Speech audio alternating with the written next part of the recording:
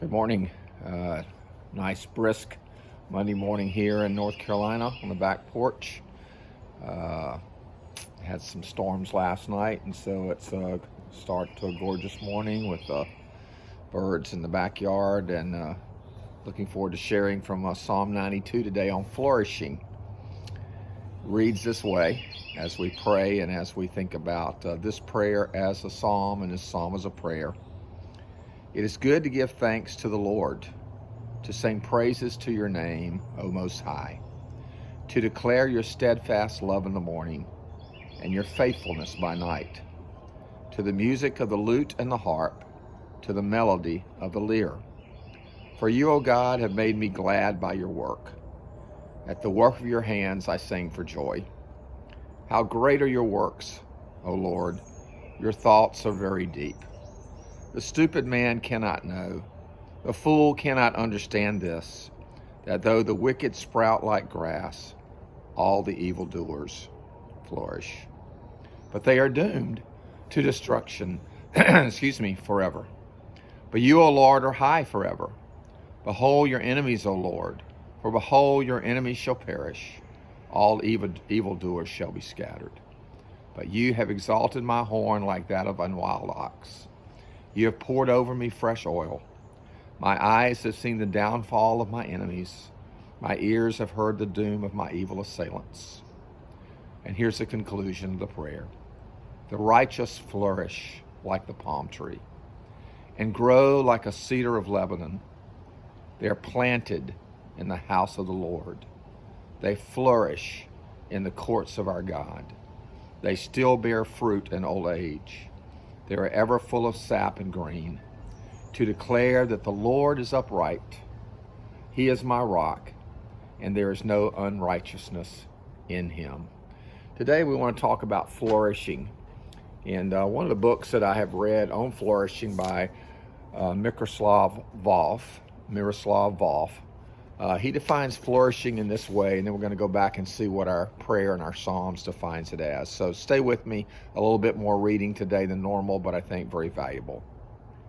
Flourishing stands for the life that is lived well, the life that goes well, and the life that feels good, all three together, inextricably intertwined. I use this term interchangeably with the good life and the life worth living. It evokes an image of a living thing, thriving in its proper environment, a tree planted by streams of water, which yields its fruit in its season and whose leaves do not wither, Psalm 1:3. A sheep lying down in green pastures and walking beside still waters, Psalm 23:2.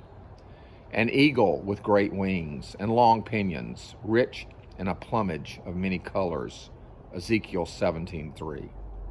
Though these images may strike some as too pastoral for fast-track modern lives, most readily embrace the idea that they represent. The good life consists not merely in succeeding in one or another endeavor we undertake, whether small or large, but in living into our human and personal fullness. That is, in a word, a flourishing life. The image is compelling, but many, especially the young, have a sense that humanity is doomed to languishing, stuck in the valley of the shadow of death, Psalm 23:4, in the land of deep darkness, Isaiah 9:2, even if they don't use words of the psalmist or the prophets to express the sentiment. Ours are certainly not the darkest of all times, but I can understand the pessimism. Climate changes, wreaking devastating impacts on the environment, likely global pandemics. By the way, this was written in 2015. Likely global pandemics, great and growing discrepancies in power, wealth, and skills, emerging artificial intelligence, menacing humans with redundancy, the global reach of barbaric terror, burning and beheading enemies, and destroying the artifacts of our great civilizations. These and other threats are an ashen mantle of the melancholy that many have. It's interesting today that, even though Volf wrote that in 2015, that we do live in that world. We live in a world right now of pandemic. And we live in a world that is concerned about where we're heading in life. I just want you to use Psalm 92 this week, and you can use it for 7 days. There's 7 different points here that I want to make on flourishing, just to keep you motivated that God is who he is and that God is sovereign. Last week, my friend Steve Kennard talked about God as shepherd and how much we need God to shepherd in our lives. Today, we talk about God as sovereign, and that we flourish under this God. He starts off right off. It is good to give thanks to the Lord. Thanksgiving is part of flourishing. Making a Thanksgiving list, starting a Thanksgiving list, being thankful for the little things that are in your life right now, and the relationships that you have are extremely important. To sing praises to the Lord Most High.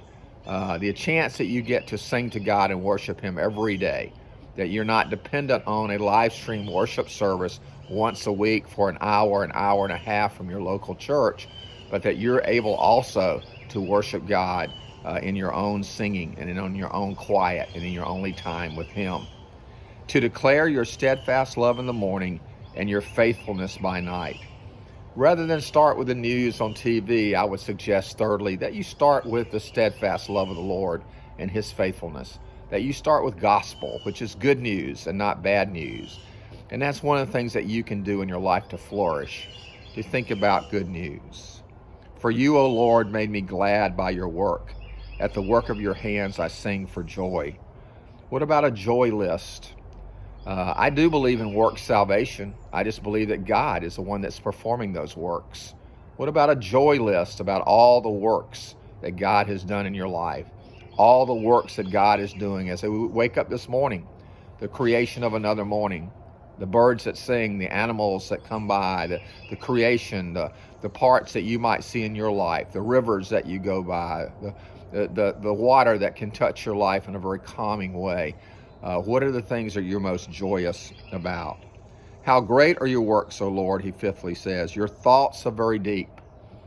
A study of an Isaiah right now is a great study, Isaiah 40 through 55, that we might look at ourselves as living in exile. We might look at ourselves as living, as our friend Marty Solomon would say, living under empire versus living under shalom. Let's think about God's thoughts as they are higher than our thoughts. God's ways, Isaiah 55 says, is higher than our ways. And to set our minds and our hearts on things above is a fifth way. And he continues to go on and says later in that same Psalm 92, but you, O Lord, are high forever.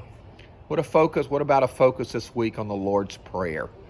Sixthly, this is the sixth thing I see in Psalm 92, that the Lord is high. What about praying the part of the prayer this week without asking for anything from our part of that prayer? What about praying, Our Father in heaven, hallowed be your name, your kingdom come, your will be done on earth as it is in heaven. For yours is the kingdom, the power, and the glory forever. What about just focusing on how high God is today, how high God is this week, and how that we as finite brothers and sisters below look to a mysterious, amazing, wonderful, powerful, personal God who's high above us and who lives and reigns above us and for us. Finally, he says, you have exalted my horn like that of the wild ox. You have poured over me fresh oil. And we come right back to the Psalms. As Steve said last week, Psalm 23, you've anointed my head with oil. My cup runneth over. Surely goodness and mercy follow me all the days of my life, and I will dwell in the house of the Lord forever. A great study of Psalms this week is maybe where you need to start. So we've given you 7 different things to think about flourishing. As the psalm closes out, the righteous flourish like a palm tree. They grow like a cedar in Lebanon. They are planted in the house of the Lord. They flourish in the courts of our God. And for those of us my age, they still bear fruit in old age. They still are full of sap and green. To declare the Lord is unjust. To declare the Lord is upright. He is my rock, and there is no injustice or unrighteousness in him. The Lord bless you and keep you. The Lord make his face shine upon you and be gracious to you. The Lord lift up his countenance upon you and give you peace this week. May the Lord's face radiate with joy because of you. We'll see you next week. Thanks.